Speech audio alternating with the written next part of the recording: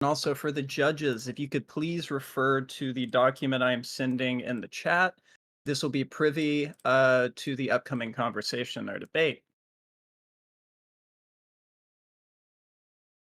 It is right here. That, my friend, is going to be the cited sources page. As you'll see throughout my debate, and I have it on the first screen, I have these little cited sources, these little parentheses with numbers. That just in. Alright, we should be good to go. Hello and welcome everyone to PNR's Prize Debates. I want to start off by thanking our moderators, judges, the audience, and our interlocutors for all showing up and making this event series possible. Christmas time is here, and in 2 to 3 days, depending on where you live, we will all be eating good food with our loved ones, and hopefully, giving and receiving presents. So what better topic to debate about than the historicity of Jesus Christ? The structure of the debate will be posted in the side chat approximately now. At the end of the debate, there will be a poll in the side chat where you, the audience, will be able to vote for who you feel demonstrated, answered, and argued the best. We have agreed that Blessed Day will be starting off his opening section first, so let's get to it. Blessed, you've got 15 minutes whenever you are ready. It will not let me share my screen, boss. Will it not? Nope.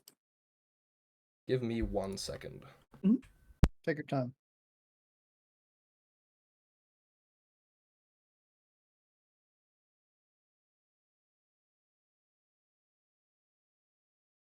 That is only temporary. Whenever you're ready, you should be good to go. No, I can't share my screen. Does it still not work? Do you want me to rejoin? Sure, go ahead. Okay. Try it. Sorry.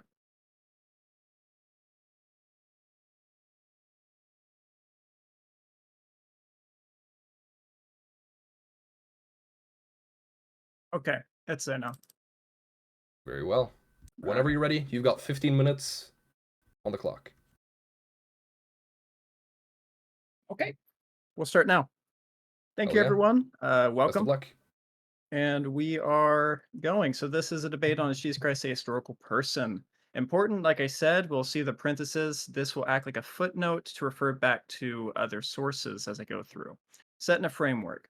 The definition of a historical person we've agreed on is someone whose existence can be supported and corroborated by reliable historical records, archaeological evidence, and other credible sources.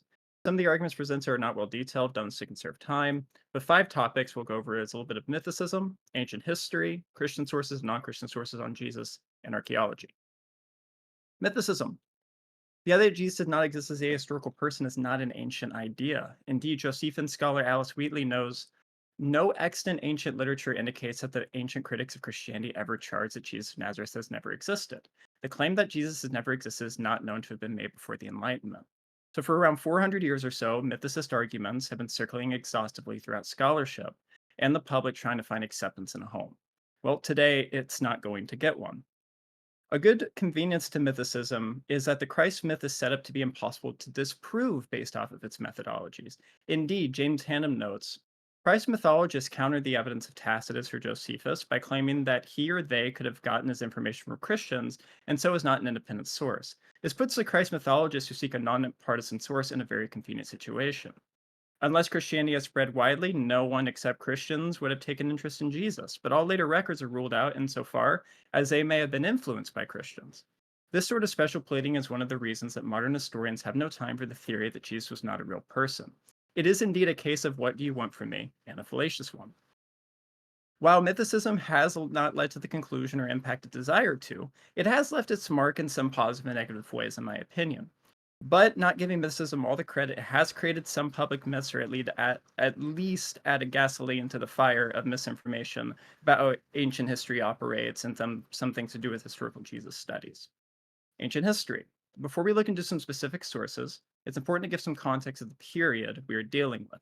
The period the Gospels creation that are composed into, including Roman historians like Tacitus and Josephus and others, were during the height of historical intentionality. Indeed, as Craig Keener notes, the biographies during this period and other historical writings had significant historical intention in the development process of its genre when writing about recent figures.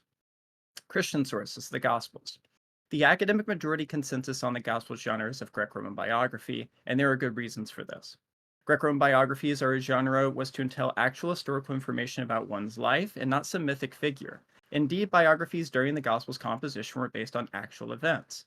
Unfortunately, either religious bias or a misunderstanding of historical practices has produced some myths in the public sphere on the Gospel's importance to a historian. We'll go over two important ones at the moment. One, the Gospels can't use because of bias. Some argue that since the Gospels are brought about in a Christian worldview and documenting their teacher, whom they revered, the source cannot be used since it contains one sided praise of the subject. But this is a misunderstanding, as Yoon points out. While biography intended to emphasize the one sided praise of the subject, it was still firmly rooted in historical fact rather than literary fiction. Thus, while the evangelists clearly had an important theological agenda, the very fact that they chose to adapt Greco-Roman biographical conventions to tell the story of Jesus indicated that they were essentially concerned to communicate what they thought really happened. Indeed, bias need not be a bad thing. If someone has a huge bias towards helping the stopping of human trafficking, this wouldn't necessarily be a bad bias. In fact, bias is one of the biggest elements in ancient histories. This is known by works such as Tacitus, Xenophon, and Philo, and others. So, an argument that the Gospels use that they are biased sources and revere Jesus is not a good argument and flies in the face of ancient historical writing practices. The Gospels written decades later. Some argue that the Gospels or Paul are written a few decades removed from the events of Jesus, thus they cannot be used as a reliable source. But this alleged attack on the Gospels fails on its own merit. For one point, it's a misunderstanding of the word contemporary in antiquity. Contemporary normally meant recording an event decades removed, sometimes even way later than that. For example, Tacitus's contemporary recording of Nero's fire in the 1st century CE would be parallel to the Gospel's writers regarding time. Indeed, as respected Tacitian scholar Ronald Syme points out, it was not too late to question witnesses surviving in the last years of Nero. So, like Luke and the Gospel writers absolutely have access to talking to those that walked with Jesus. In fact, Luke's preface even tells us that. The Pauline epistles. An argument presented by mythicists like Wells and Carrier and others is Paul is uninterested in the historical Jesus. But Paul Eddy and Gregory Boyd list over a dozen things that Paul refers back to regarding a historical Jesus, involving genealogy, rabbinic teachings, and even his death. Indeed, Oxford professor Christopher M. Tuckett notes, Paul clearly implies that Jesus existed as a human being. This is not up to contention unless you're a mythicist, so I'll conserve time and move on to another topic. So the conclusion so far we've reached is that there seems to be some special pleading according to the mythicists from reaching sources like Jesus. These references were composed during the height of historical intention in these writings, and the idea that the Gospels cannot be used as primary historical sources runs in the face of modern scholarship and historical practices. Also, we found out sources like the Gospels, though written decades later, are still contemporary accounts. Also, Paul was concerned with the historical Jesus. Non-Christian sources, Tacitus. Tacitus is not infallible.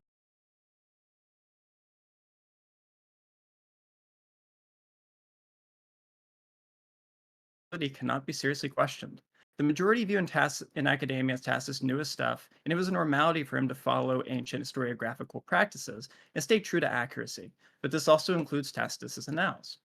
So the reference to Jesus that he gives to us is, therefore to put down the rumor near a substitute as culprits, and punish in the most unusual ways those hated for their shameful acts, whom the crowd called Christians. The founder of this name Christ had been executed in the reign of Tiberius by the procurator Pontius Pilate, suppressed for a time. The deadly superstition erupted again, not only in Judea, the origin of Caesar, but also in the city of Rome, where all things horrible and shameful from everywhere come together and become popular. The single reference to Jesus as the Christ is sound, no good evidence for interpolation, and the passage is considered on the majority as genuine. The only note interpolation is in regard to certain Greek terms and the term Christian, but this is a medieval change, so nothing to do with antiquity and a reference to Jesus. Even though academia paints a picture of reliability of Tacitus's references to Jesus, over the centuries, some have made arguments to try and disprove this, and some are the following arguments. Different group of Christians. Tacitus is referring to a different group of Jews in the 60s and 70s called the Christians, thus cannot be referring to Jesus. A scholar by the name of Eric Leipold came up with this argument, but funny enough, Richard Carrier and others have shown that this argument is riddled with issues, especially because even Tacitus himself organized official foreign cults for a period of his life. Argument 2, procurator instead of prefect. Some argue that this passage warrants some reliability based off Tacitus using the term for Pilate as procurator instead of prefect, and some say that this is solidified with the archaeological finding of the Pilate stone. But while Tacitus could be wrong, he could also be right, as his track record shows more than not. But this is open to question considering limitations to the study for personal and in academia on the subject itself. One who has been a big proponent on this topic is the respected Murray J. Harris, who says we can scarcely accuse Tacitus of being ill informed or inaccurate on this point. Some argue then if Tacitus is wrong about the term for Pilate, then he could be wrong about the term about Jesus. Thus, the information could be faulty. But this idea seems to make a logical leap since there is no evidence for the reference to Jesus being forged, faulty, thus could hinder on an argument from silence. Citing sources. Some will argue that Tacitus does not cite where he got his source or sources from regarding this reference to Jesus and thus unreliable, but this argument is based off a non academic approach or a misunderstanding of ancient historians. Indeed, like many other ancient historians, and also including the Gospels and other writings, Tacitus rarely uses specific sources. So, unless one wants to grant all those uncited Tacitian references unreliable, then it would be a case of special pleading, thus fallacious to hold the Tacitus reference to Jesus any differently. Indeed, the question of where is Tacitus getting his evidence would be better explained by the Senate archives, a criminal report on his death, or even documents from his priestly organization he was a part of. Josephus. Josephus is regarded as one of our most important historians when it comes to the first century. While not as rigorous as Tacitus, he is deemed reliable on the whole, even with his errors. Josephus has two passages that mention the historical Jesus. On the first one, he says, "So he assembled the Sanhedrin of judges and brought before them the brother of Jesus, who was called Christ, whose name was James, and some others. He delivered them to be stoned." This passage is found in all surviving manuscripts and is widely accepted as an authentic reference to Jesus. There are other arguments, but I won't mention them to conserve time. The testimony of Flavianum. When the three components are removed, which are later Christian interpolations, the passage looks as so. At that time there appeared Jesus a wise man, for he was a doer of startling deeds, a teacher of people who received the truth with pleasure. He gained a following both among many Jews and among Greek origin. And when Pilate, because of the accusation made by the leading men among us, condemned him to the cross, those who had loved him previously did not cease to do so. And up to this very day the tribe of Christians had not died out. This is a majority, which is a middle ground position. As Gaze of Hermes points out, declaring the whole notice of forgery would amount to throwing the baby out with the bathwater. Indeed, in recent years, most of the experts, including myself, have adopted a middle course, accepting that part of the account is authentic. The passage of an authentic reference to the historical Jesus is in all surviving manuscripts, and for any more comments on this passage, I'll save it for cross-examination. James Ossuary. Some have argued there's no archaeological evidence for Jesus' existence. This turns out we were wrong. Data from the 1st century BC to around 70 AD, with the inscription of James, son of Joseph, brother of Jesus, is the earliest mention of Jesus we have outside the New Testament. If the bone box is reliable, it would cement how Jesus was even viewed in ossuary rites, which is not something done to non historical people in Judaic culture in the 1st century. In fact, it would be a case to say there's no other cases we have in the literature that indicates this. Reasons for reliability. The bone box itself is considered within the 1st century, matching the time of James, the brother of Jesus. 2, the Aramaic inscription on the bone box has been reviewed by first-rank paleographers and deemed authentic.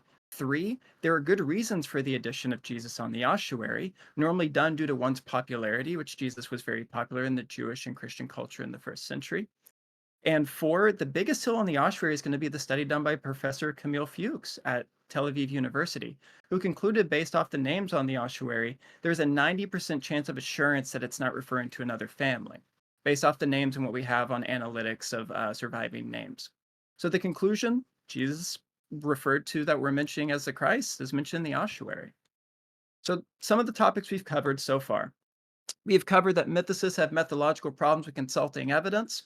The 1st century AD onward became the height of historical intentionality, and a funny part of irony for the Christians, for bios and histories, including the Gospels, and our references to Jesus and Tacitus and Josephus. The idea that bias dismisses a source like the Gospels needs warrant since it was a part of the practice of writing. 4, the idea a document is written decades later, thus unreliable, doesn't follow ancient historical protocol. 5, Paul is concerned with a historical Jesus. 6, Tacitus and Josephus give us 3 authentic references to the historical Jesus without using each other's sources.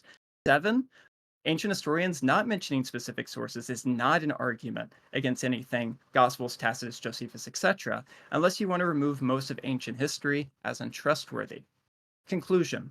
We have summed it up. In order for my opponent to beat my argument, he has to show the Gospels, Paul, Tacitus, Josephus, and the James Estuary as they are depicting a historical figure, but it being more likely that the figure that they refer to, Jesus, is not historical, is what my opponent has to do tonight. My argument is indeed one from multiple independent attestation. Thank you for your time, and that's it. Very well. We will now be moving on to Insanity's opening statement. I will start the timer whenever you are ready, Insanity. Okay. Can I, is it okay if I take a minute? Yep. All right, thank you. So for all of And those who are just joining, we have just went over Blessed's opening statement. We will now be moving on to Insanity's statement whenever he is prepared. yeah, and to everyone who's in the audience tonight, just make sure that you stay until the end because we will be giving out some special prizes to people who are in the audience. So tonight you guys have a chance to win something as well. Absolutely. All right, I'm ready. Very well. Over 100 years ago, the Christian theologian Albert Schweitzer said these words. The fact that in the debate so far these problems have all been confused is chiefly the fault of those who deny the historicity of Jesus. They have followed no preconceived plan in the presentation and development of their theories and have been more concerned with the effective marshaling of their criticism and assertions than with the real exploration of what is involved or the principles underlying it. Scholarly discussion is only possible when first the more general and then subsequently the more particular issues are considered. Page 396. I hope to lay my case out in a way that he would have seen as appropriate. Why I find the evidence for the historical Jesus insufficient. We have no independent witness to his existence. We have no contemporary sources attesting to his existence. The reasoning about Jesus often relies on an epistemic circle, where the conclusions about his existence are built into the very same texts that are being used to argue for his existence, making the evidence self referential. Scholarship has a habit of reading the later texts as a backdrop to the earlier texts. These earlier texts don't speak of a historical man unless one is using the understanding of the later texts. Who might qualify as an independent witness to Jesus? Tacitus lived 56 to 120 CE. Josephus lived 37 CE to 100 CE. Suetonius 69 to 122 CE. Mark, the Gospel of Mark, not his real name, believed to be written in 65 to 70 CE, and Paul 40 to 60 CE with a question mark because the dating's kind of wonky. Okay, Tacitus and the historical Jesus. Book 15, section 44, is widely regarded as an authentic mention of Christ and Christians. The I in Christians might have originally been an E. If it was originally Christians, it might have been talking about the followers of the Jew named Chrestus that Suetonius mentions. He's widely regarded as an extremely good historian. This book of the Annals is preserved in a manuscript that dates to the 11th century and was found in the Benedictine Abbey of Monte Cassino. Critical questions to consider: where did Tacitus get his information? Was it based on official Roman records or hearsay? And what evidence is there to say one way or the other? Josephus and the Historical Jesus. Book 18, Chapter 3 is known as the Testimonium Flavianum, TF for short. It's considered partly authentic by the majority of scholars, although heavily interpolated. Found in all extant manuscripts of antiquities, with the oldest dating to the 11th century, preserved in the Bibliotheca Ambrosiana in Milan. He's widely regarded as an extremely good historian. Scholars debate which sections reflects Josephus's original words versus Christian interpolations. Example, phrases like he was the Christ and he appeared to them alive again are suspect. The passages before and after the TF describe Jewish calamities. The TF disrupts this flow with an oddly glowing tone about Jesus. If the TF is removed, the narrative continuity is restored. Critical questions to consider. Why is it possible to remove it and restore the flow of context? Isn't it a form of special pleading to hold that it has an authentic core while also saying it has been tampered with? Where did Josephus get his information? Was it based on official Roman records or hearsay? What evidence is there to say one way or the other? I'm not sure if you guys can still hear me. I'm getting pinged. I don't know what's going on. You are all good, loud and clear. All right, thank you. Suetonius and the historical Jesus. He mentions Crestus in section 25, the chapter of Claudius. It is found in the lives of the 12 Caesars. The oldest surviving copy of the 12 Caesars was made in Tours in the late 8th or early 9th century AD and is currently held in France. A number of scholars hold that he's actually referring to Christ, although misspelling his name. Critical questions to consider. Does Crestus refer to the historical Jesus? What evidence is there to say one way or the other? Mark and the historical Jesus. The earliest complete manuscript is found in the Codex Vaticanus. The copy is dated to the 4th century CE or AD or AD. It has been kept in the Vatican Library since the 15th century. It is widely regarded as the oldest gospel written about Jesus. It is dated between 65 and 70 CE. It is held to be a Greek biography. It must be noted that Greek biographies don't always reflect historical accuracy. Critical questions to consider. Does Mark know of the writings of Paul? What evidence supports the idea that Mark's narrative of the Last Supper is independent of Paul's account? Is Mark pulling from the Tanakh and simply crafting a narrative around the time that predated his own? Why do things happen in the gospel that aren't brought up again, like the servant getting his ear chopped off in Mark 14:47 and Jesus ruining the temple in Mark 11:15? Does he have any historical sources? What evidence is there to say one way or the other? I keep getting pinged, I don't know why. Paul and the historical Jesus. The earliest complete copies of the 7 authentic letters are found in the Codex Vaticanus. They are widely regarded as the oldest literature written about Jesus. They are dated between the late 40s and early 60s CE. Critical questions to consider. Where is Paul getting his information from? Does he know of the earthly crucifixion under Pilate? Why does he not quote any teachings of Jesus if he knows about them? Why does he only point towards the Tanakh for information about Jesus? Why does he say that other people are preaching other Christs and Gospels? Does he say that any of the apostles knew Jesus personally? Addressing common objections. Tacitus says he's pulling from Roman records and therefore he's getting all his information from them. He does say that he's pulling from sources, although he says that everyone has a motive, even himself, in book 4. He says that he's pulling from past people, he says he's pulling from past writers in book 3. However, this doesn't mean that he's pulling from sources throughout the book. That needs to be demonstrated. Next common objection. Paul knew the brother of Jesus. Paul says that Jesus is the firstborn of a family and that the believers into it when they accept him.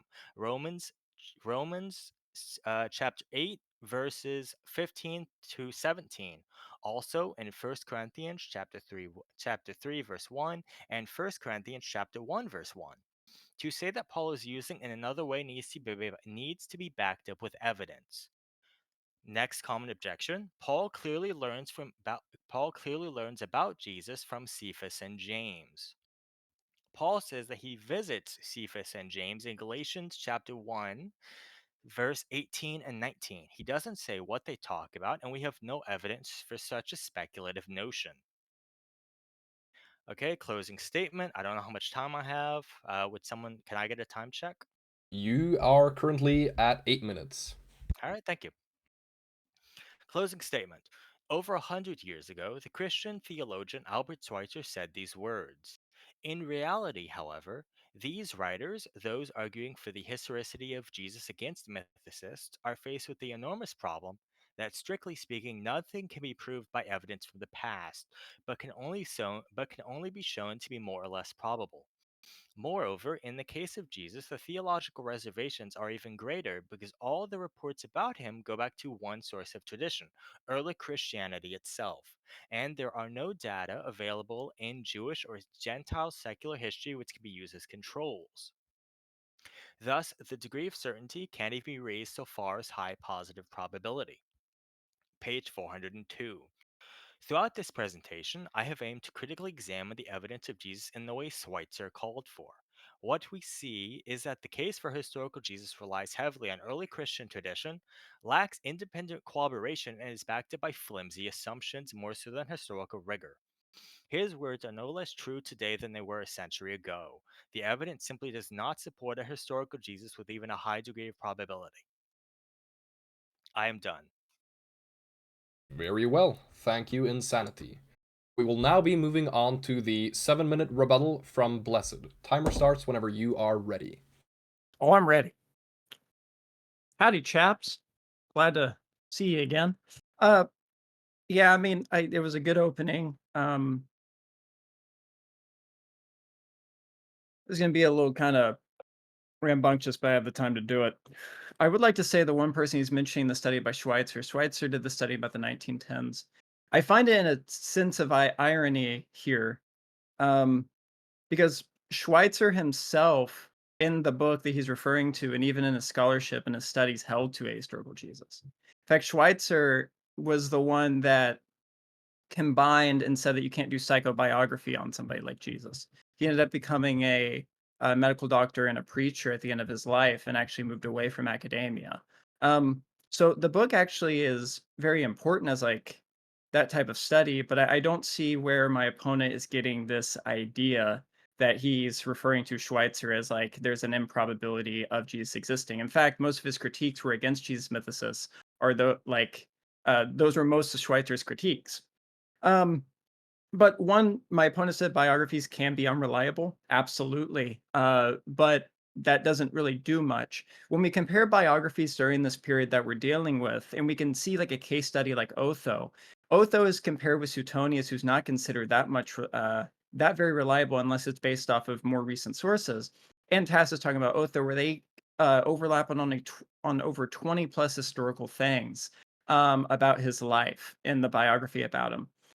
So this would be something we can compare with like the Gospels and overlap about his life with other sources. One, again, my opponent said there's no independent contemporary sources, thus it's unreliable. I've already answered that in my opening. This idea of an epistemic circle, if you're talking about circular reasoning, that you have to rely on a document, like let's say we're dealing with the New Testament. The New Testament relies on Paul. We have to rely on Paul, and therefore we rely on Paul, and that relies on New Testament, like that whole kind of deal. Sure, definitions have to deal with that. That's just history. At some point, you're going to have circularity in your methodology. Now, the thing you don't want is deadly circularity, which I have not presented today. Now, you say that pre-New Testament traditions are not referring to a historical Jesus, but when we look at the 1 Corinthians 15 creed, for example, which is a pre-New Testament tradition, maybe you hold to the 40s or 50s, whatever, and maybe you don't hold it to the 30s, but even there, it says that he died and he was raised. And even Richard Carrier, a mythicist, found this as a problem. So I'm curious how this is a rebuttal at all, because he says that Christ had to die in outer space in order to explain this away, because it just makes way more sense to say a man did die, um, you know, here on Earth instead of non-existing as a figure. And even Carrier realized that based off that passage in the 1 Corinthians 15 creed. Also, I answered the Christian saying that you're talking about with Tacitus. That was by Eric Leopold. It was an older argument. He resuscitated it, kind of like Ken Olson and the TF Eusebian forgery idea. But even like I said, Carrier himself and others have said it is riddled with issues. I've linked it actually in my sources. You can check it out, or we can go over it um, in the cross-examination if you want more on that. It has not been accepted at all. It's more likely that Tacitus's reference is forged on a rumor. Um, this runs into two problems. One, I think, like, you'd have to show why he would bend from his ancient historiographical practices. His normal practices of true accuracy, and especially because we know that he uses a certain Latin term for rumors when he indicates them. And I have also those references too, so I don't understand the point on there. And the idea that the TF, according to Josephus, is disrupted as an ancient idea, hasn't found acceptance, even by Alice Wheatley and the Blackwell Companion, and to the historical Jesus. So you saying that like the additions or whatever, not what has been interpolated as in like Josephus was considered to like like looked as the Christ in the manuscripts, and we have Origen and Eusebius and others saying that he was not a Christian, Josephus wasn't. Um, and you're saying that the other passages are interpolated because it like messes up with the flow. This was an argument that was presented in like I think the 1800s or early 1900s. And in fact, I can actually document this. Wheatley does, where the first time that scholarship started to look at textual criticism instead of like that kind of blasé, like how something seems to fit in a passage, it's been considered accepted since then.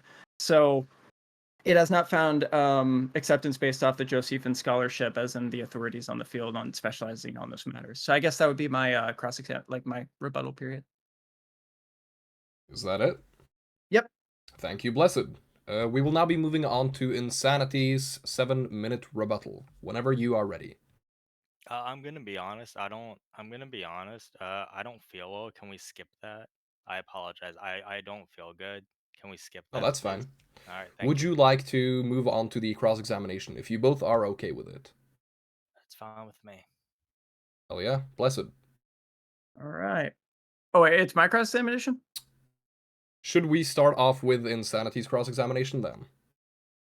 Well, if he wants me to go first, that's fine. I just got to pull my document. I didn't realize I was getting like I just said, you know what I mean. 1 second. If he wants me to go first, I'll go first. I don't mind bending. I don't mind holding true to the format here. I Sure. just had to get my paper ready. It's up to you and Sandy. Do you want to Q&A me or do you want me to Q&A you? Now, I'm gonna be honest. I'm like falling asleep in my chair. I feel like I'm gonna vomit. I might have to leave. I'm sorry. Okay. All right. That is unfortunate. I hope you feel better, man. Thank you. All good. Would you like for Blessed to keep going and you can take some time and see if you feel better, or... No, he's done for the night. Okay. He's done. Yeah, so just so you know, Insanity, I understand if you're not feeling good, but if you do back out at this point in time, that will be an automatic loss and disqualification. So the win will be going to Blessed in that situation. So if that's what you need to do, I understand, but that will be the outcome of the debate.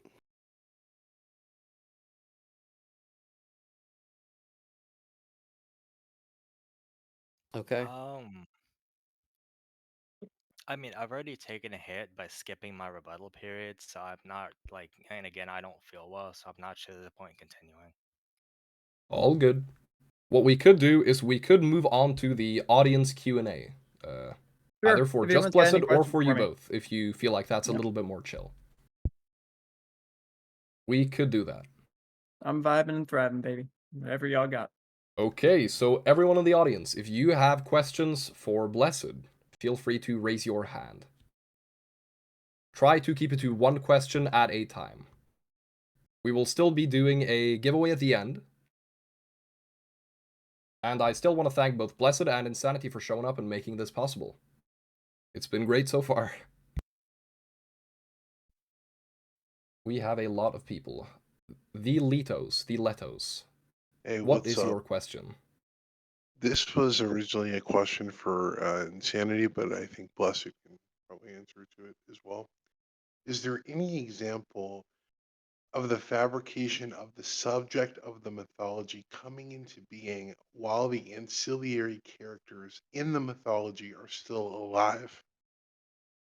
The issue is if you wanted to argue that Jesus' like resurrection or his miracles or those parts are going to be something that's mythological, you can. People have argued that. Even like G.A. Wells held to that, right?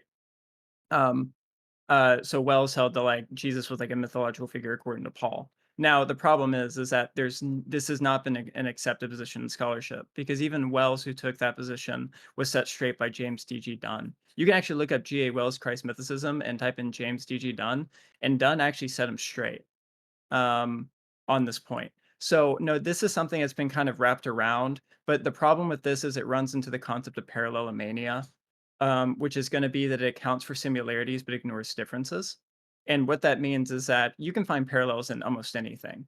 But you have to look at the parallels and the differences to compare if something is being borrowed. And we don't see that, but that wouldn't be a conversation of the historical Jesus, because even if you want to say there was a development later on, there's still a kernel of historicity, even when I've shown like the James ossuary. All right. Thank you for asking that question. We're going to be bringing up Hot Rod now, and make sure to raise your hands, guys, because we're going to be doing the Q&A for about 10 minutes, and then we're going to start moving on to the audience prizes. All right, Hot Rod, thank you for coming up. Yes, thank you for bringing me up. Blessed, good presentation. Really well done introduction. I'm just curious, how does it feel that you gave Insanity a real gut punch, a real low blow, if you will? I'm not going to be rude to my interlocutor, but I will say this: is you can ask other people. I said multiple times that I was going to systematically destruct him. Not being rude to Insanity at all. I'm just being honest. He came to me wanting to do the debate again. We had the debate. I just told him that I was gonna give it my all. I think you both did well. However, let us be better than this. Zaha, what is your question?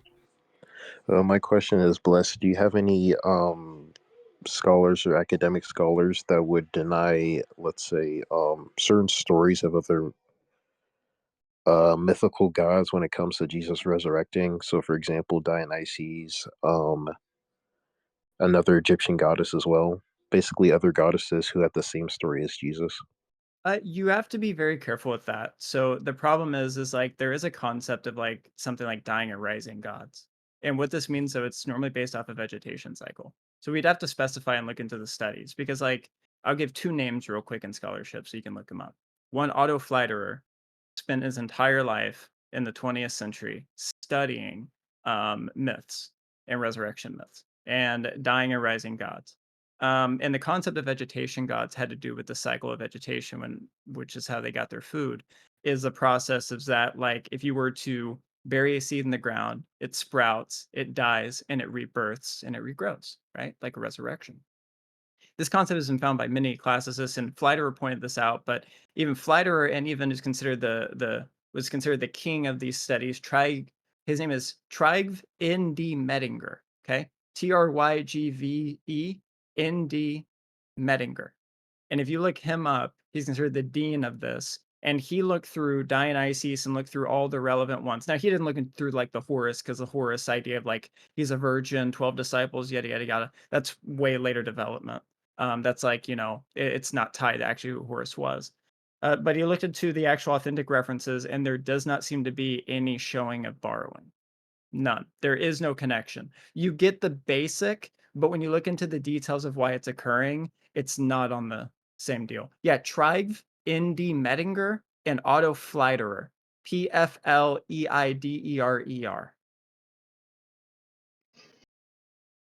All right, Cross ID, thank you for joining the stage. What is your question? Or who do you have a question for? Well, yeah, I just wanted to make more of a statement, to be honest. Congratulations on winning the debate, Blessed. And I wanted to say, Christ is Lord. He desires a relationship with you. Turn to Christ. Amen. Thanks for having I me up. appreciate it. I'm working on the relationship, buddy. Thank you. Thank you for sharing. Okay, we're bringing up Malachi now. And we can get through a couple more questions, and then we will move on to the audience giveaway. OP, how much time do we have for questions left? I say we give it another 6 minutes. Should be good. I appreciate that. I think we're answering the questions good. It's good information. So I do appreciate that. Absolutely.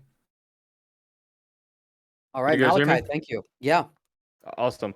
So I notice when I speak to people about like the historicity about Jesus, right? And I kind of go over to Tacitus. I notice the most common objection is he doesn't necessarily name a source.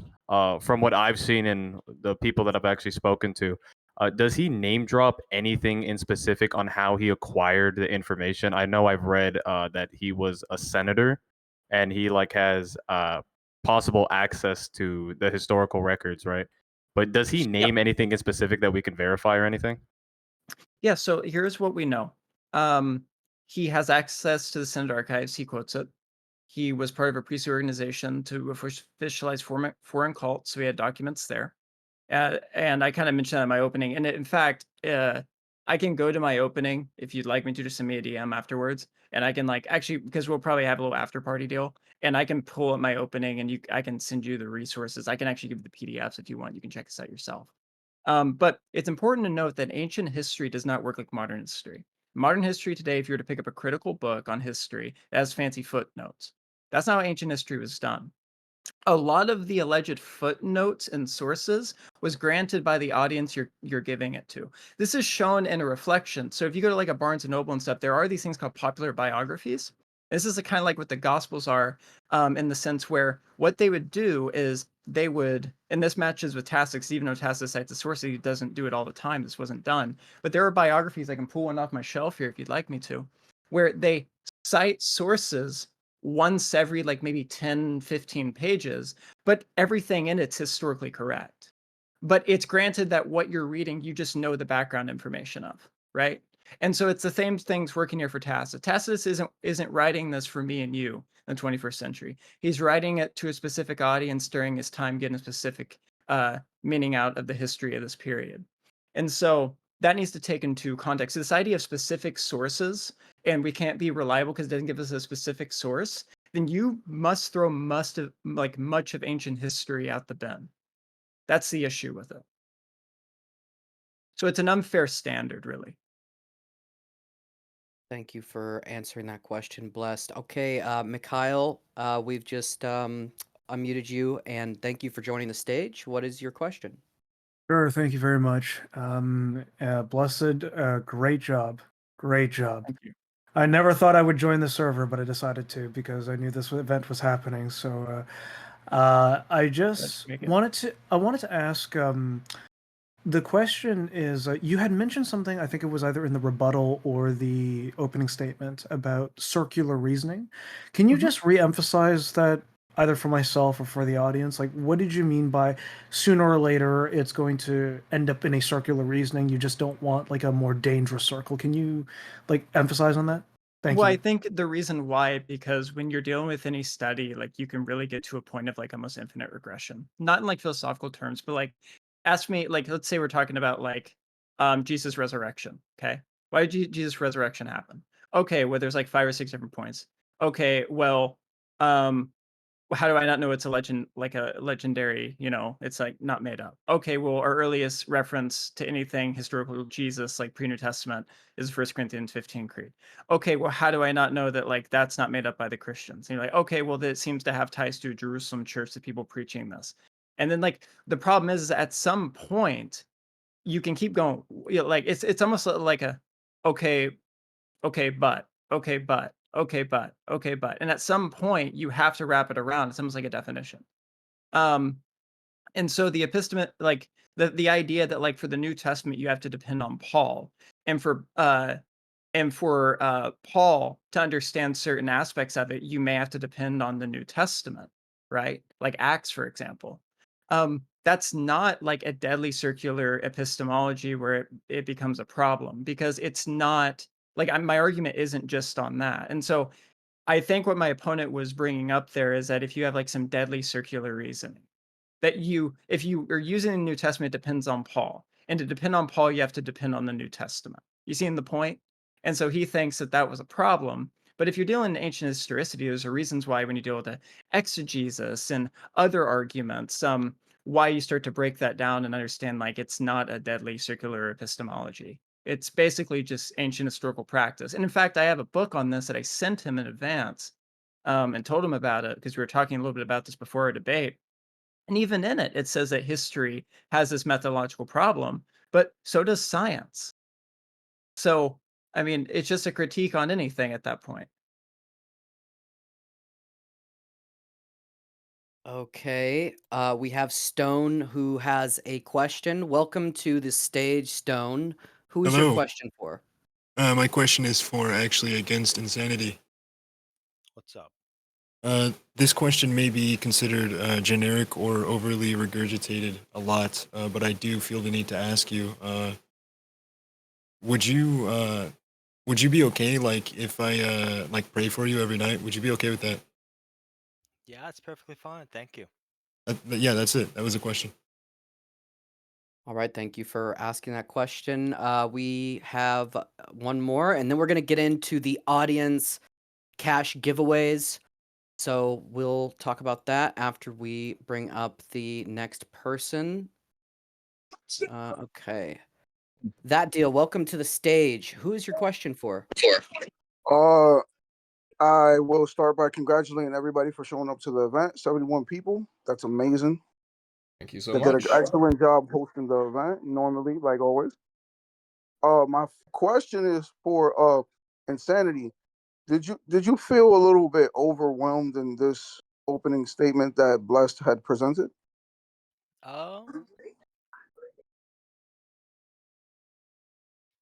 That's a very good question. So, okay, I'm not good with taking notes. I mean, I'm good with taking notes when I can like pause and stuff, but with him I couldn't. So, I definitely missed a lot of his rebuttal. I definitely missed a lot of his opening statement, and that's one of the biggest reasons I said, I backed out of the response. It wasn't, and also I was feeling ill, so there was that too. Um, but yeah, no, I definitely could have done. I could have done better. I want to do better. I will do better. Like this is all like stepping stones, baby. Okay, that's it. That'll be all. Blessed. I have a question if you don't mind. What's up, Or, PewDiePie? no, no, I don't exactly have a question. You didn't in your rebuttal. You didn't answer my questions that I I'm asked you sorry. Are last. we having the debate again, or are you closing off? Because what I'm not going to have is you cut off your rebuttal, and then we went to Q&A, and then even gave you the chance if you want to have Q&A first or me, and then now you want to have the debate again. Are we kicking on the debate again? Or are we Okay, so having, or let us like, make a which one? decision collectively. Mhm. Blessed, Because what would you you like for to sound happen? okay. I don't. Look. My thing is this: if you're gonna ask question, if you're gonna say that, look, we're done with the debate, I'm not feeling good, right? I'm feeling sick, and you're staying for the Q&A, and now you want to ask me a question about our debate that you just backed out of. If you want to jump back into it, I'm all about it. I'm in the ring, baby. But what you're not going to do is ask me a question and then walk away from the debate. We both had the exact same amount of time over 30 plus days. I've been throwing up all day today and all day yesterday. My back is killing me. Okay. I was thinking about postponing this debate. I don't even know how I'm talking because I'm on muscle relaxers. Meanwhile, I get you want to back out. That's fine. But don't try and jump in on one conversation. So if you want to have the debate, we can jump through the entire thing and have it. I have everything planned and you do too. But don't ask me just one question and run away. That's up to you.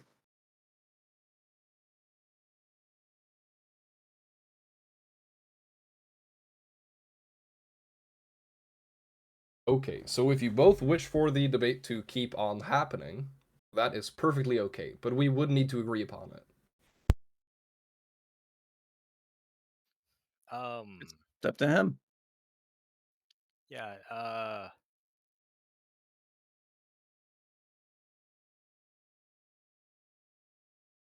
There is zero pressure, and you can think about it for a little bit, Yeah. whilst I just, I just want to say, for all of you people listening in, I have nothing but admiration for both of these two gentlemen for stepping up, doing this debate in front of so many people.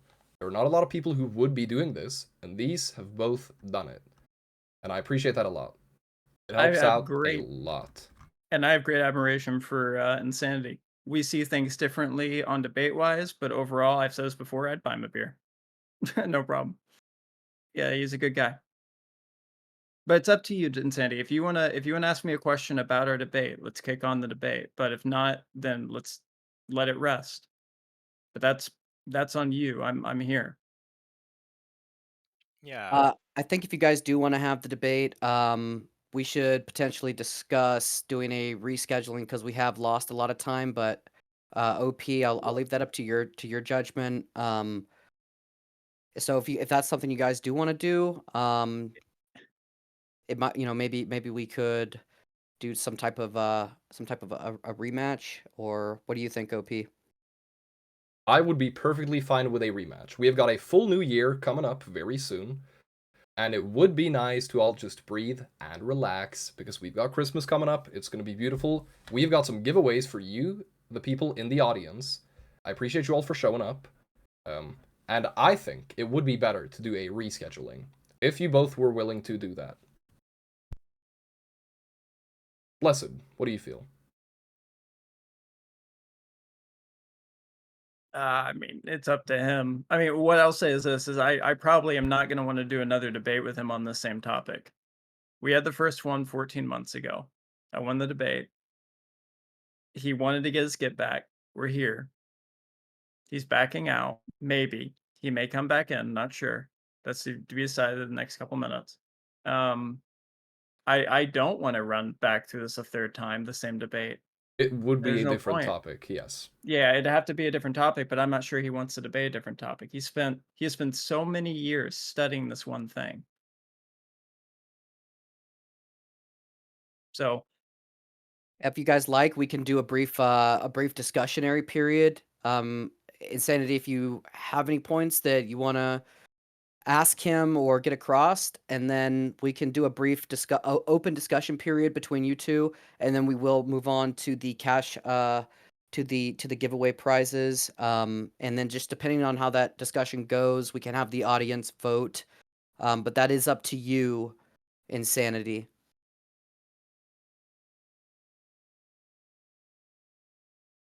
So,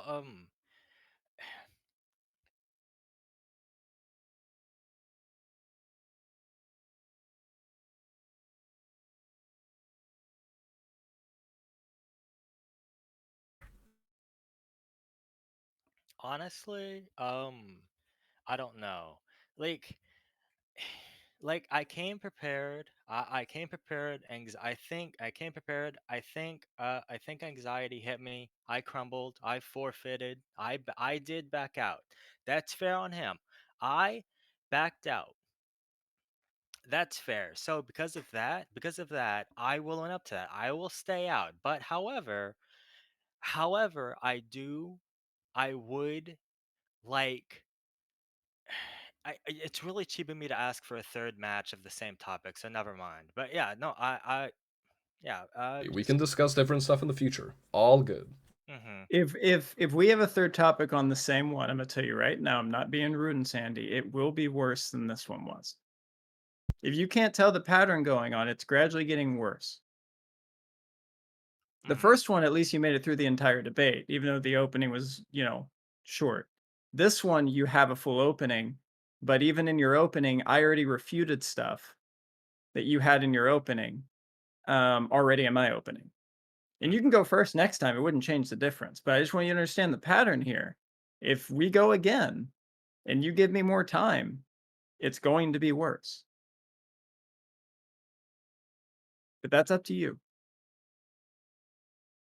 I'm not being rude. I'm just being honest. There's certain Sure. things that I'm saying we No, just hold to I as truth. understand. All good. I understand. Yeah. Okay, so we could do this another time. However, if you guys are okay with it, we could do a couple more questions and then move on to the audience giveaways. Sure. Perfect. Let us do another. Three Let or us do four? another 3 people up on the stage. MJ, you have requested to speak. Who is your question for?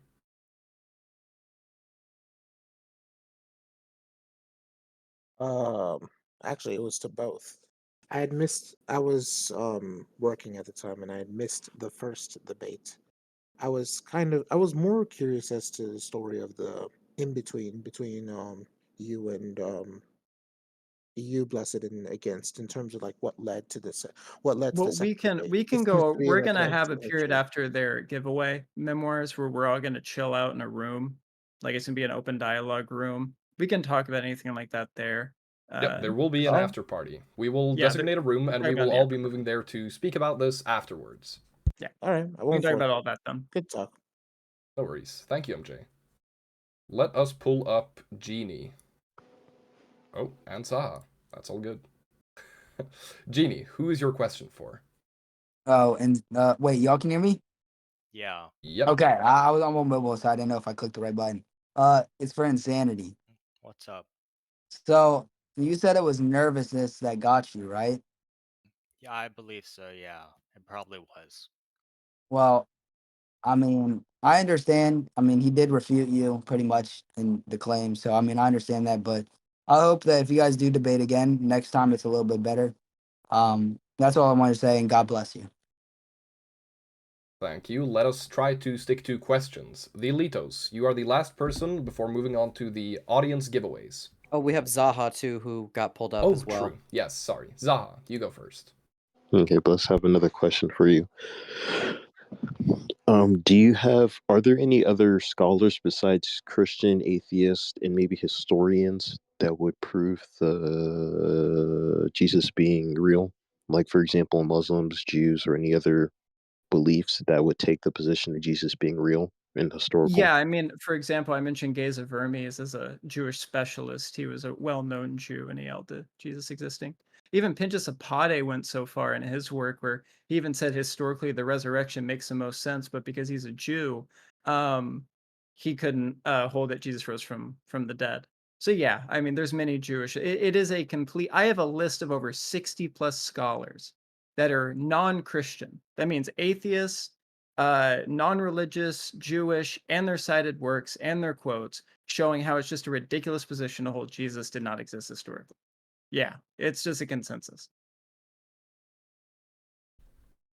All right. Theoletos, welcome back to the Okay. stage. Who's Hey, your question for this time? this is for Against Insanity. It's the same question. Um, is there any example of the fabrication of the subject of a mythology coming into being while the ancillary characters in the mythology are still alive? And if this is the case, would that dissuade the idea of complete mythologicalization? And also, can I ask for a clarification of the resolution? Are you arguing that no person named Jesus existed? There's no basis? Or are you arguing what we have today is a mythology? Thank you. And you're doing well. Keep your head up. Um, so I'm gonna be honest. A lot of the terms in your question I did not understand. So if possible, would you please reiterate it or reword it? Okay. So basically, I'm asking, John was alive when Mark was written, right? And so, if that's the case, are there other examples of mythological characters being completely fabricated, referencing that the mythological character would have a contemporary that we know existed, right?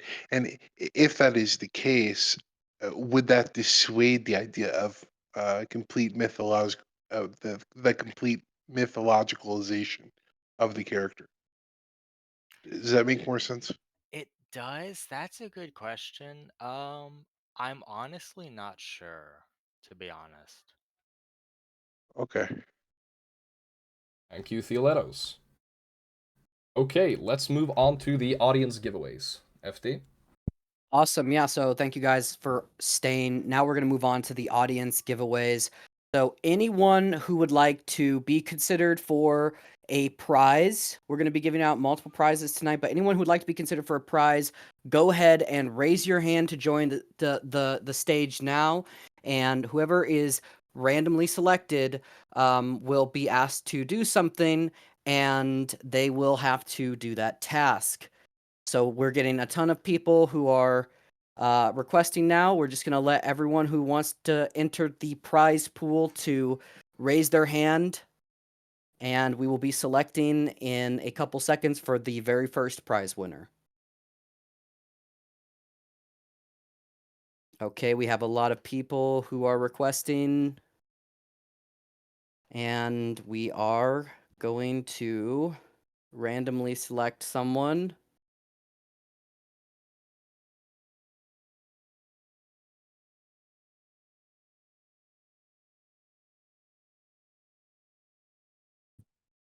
Okay, Jeannie, you're our first prize Hello. winner. How are you? I'm good. Thank you. How Awesome. are you? Okay. So thank you for joining. Thank you for requesting. We're gonna be picking others soon. But do you know who Darth Dawkins is? Darth Dawkins.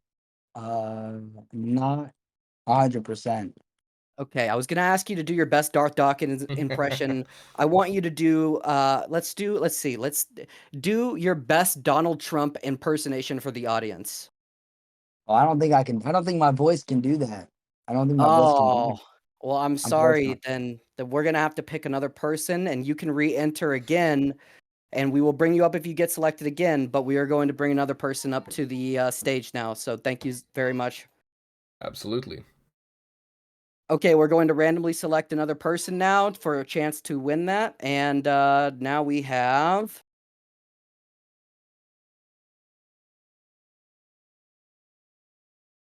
Phoenix. Welcome to the stage. How are you doing? Alhamdulillah, all good. What's up? I'm doing well. Thank you for asking. So you just got selected. Can you do your best Donald Trump impersonation? Well, yeah, I can try. I can improvise. Okay. How long should it be? Just 5 seconds. All right. Um, I think we should build a big wall and get all the immigrants out, especially Kamala Harris, and build all the white Americans inside, just like how everyone does. That's the right thing to do.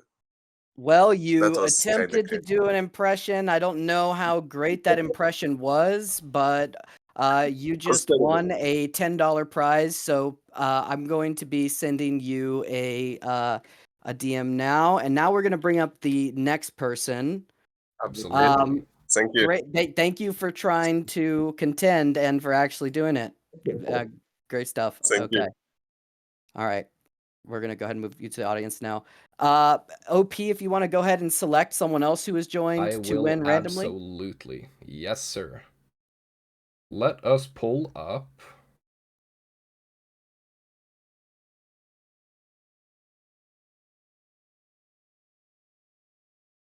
If they want to join. Jace, hello. How are you doing? Hello there. Hello. Hello, hello. Jace, I want from you a Darth Dawkins impression. Darth Dawkins. Okay. Look, you're just a scumbag. I'm not talking to you anymore. Give me more.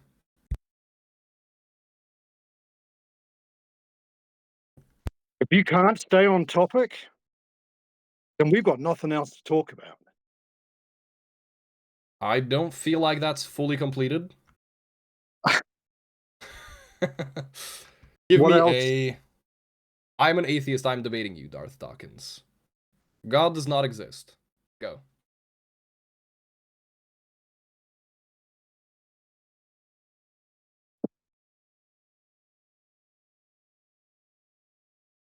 Alright, well, you at least tried. I don't think I can do it. It was a good attempt. FT, should we settle for a know that. $5? Yeah, we'll do a Well- $5 prize for you. You tried, you attempted. It's a consolation. I'm a Kiwi, you see. That's a Yeah, no, consolation. you came up and you tried. Absolutely. Merry Christmas, Yeah. man. Much appreciated. Awesome. Okay, we're gonna bring up another person for a prize, and this time we're gonna have the audience decide what they do. And again, it will be randomly selected. So we're gonna go ahead and randomly select somebody right now. And we have just randomly selected someone. All right, let's hear the audience. What does this prize winner have to do in order to claim the prize? They may not actually. Oh, here we go. Duncan Slick. So you are the winner. Audience, go ahead and post some ideas of what he has to do to claim the prize, and we will. Why couldn't I have Darth Dawkins? Because someone else got Darth Dawkins.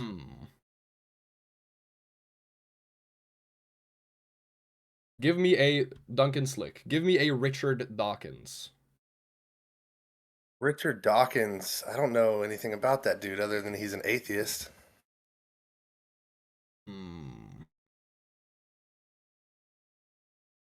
I can just like cry and say God doesn't exist if you want. Let us wait for the audience to come up with something good. Give Okay, us so a we Matt Slick impression.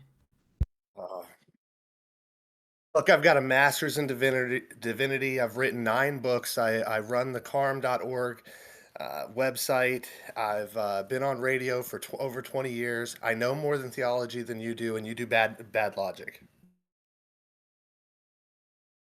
I'd say that's reasonably completed. Should we settle for a $5? if you okay, we'll do $5, or if you could do a Mr. Batman impression, a really convincing Mr. Batman impression, then we'll do the 10. Don't eat the piggy. Oh, Nah, come keep on. You could do going. better than More. that. Low blow. Low blow. No, I can't do it, man. All right. So then we'll settle for the 5. Yeah, I'll $5. go ahead and Thank you for coming up. yeah, thank you for coming up. All right, we're going to do one more prize, guys. So go ahead and raise your hands if you'd like to win a cash prize, and we're going to go ahead and randomly select the next person now. Oh God, you did get me. Oh, Corsi. Horsey, the fluffy atheist. Oh, you already know Oh. what impression I can do perfect. I do not. Well, sir, if you really want me to do an impression perfectly, sir, I can absolutely do that for you if you want.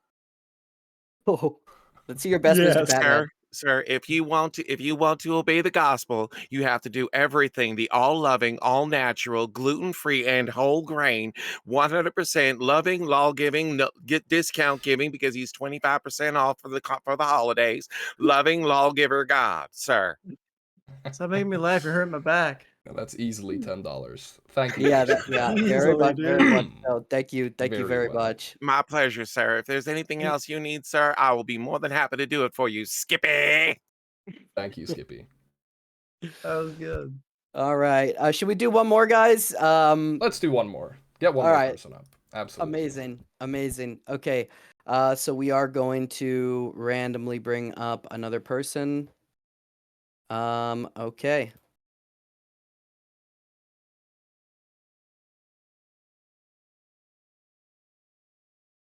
All right, the other person has been selected. If they don't join the stage within the next 10 seconds here, then oh, thank you. Awesome. Welcome to the Hello, Canis stage. Lupus. Canis? Are you there? Yes, sorry. All good. FD, what is the requirement?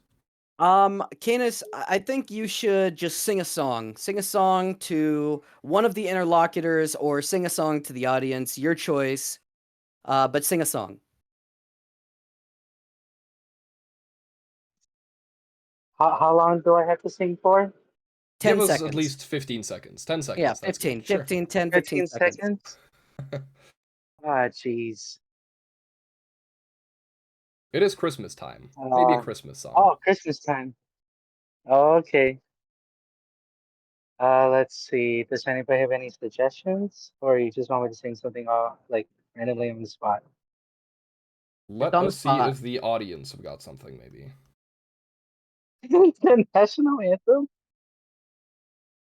Oh, Feliz Navidad. Oh, okay. I can try to do that. Go ahead. That's cool. Feliz Navidad. Feliz Navidad. Un prospero año en felicidad. I wanna wish you a Merry Christmas. I wanna wish you a Merry Christmas. I wanna wish you a Merry Christmas from the bottom of my heart. Feliz Thank you, Canis Navidad. Lupus. I believe that is deserving Feliz of a Navidad. $5 gift card. Thank you. Yeah, Oh, thanks. Thank you so that much. was thank you. Okay, that will be it for today. I once again want to thank you all for showing up and showing your support. This has been a great debate. I appreciate both of you stepping up, Blessed and Insanity, if you're still listening. And I appreciate you letting us host it on the prize debate stage. Merry Christmas to everyone, and I hope I'll see you back here again for the next debate, probably in early 2025. Awesome. That And should be where all. we where are we gonna have the